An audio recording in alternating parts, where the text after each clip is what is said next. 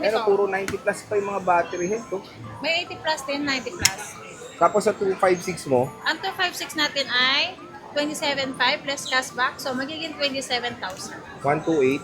Ang 128, 25.5 plus cashback. So, magiging 25,000. Uy, solid ah. Diba? Tapos sa 12 Pro, ito 12 Pro nyo, Ang 12 Pro natin, ang 128 gig natin is 21.5 plus cashback. So, magiging 21,000. Ang 256 natin is 22.5. 22.5. Less cashback pa yan. Yes. So ito yung 12 Pro niya. Ayan, tingnan natin. Para rin may idea kayo when it comes pagbibisita tayo sa ZMB cellphone and accessories. Tapos meron tayong iPhone 12. Ito yung mga 12 ni Ate Annette. Magkano iPhone 12 mo Ate Annette? iPhone 12 natin na 128 gig, 17.5 plus cashback, so magiging 17,000. Ang 256 natin, 19.5 plus cashback, so magiging 19,000.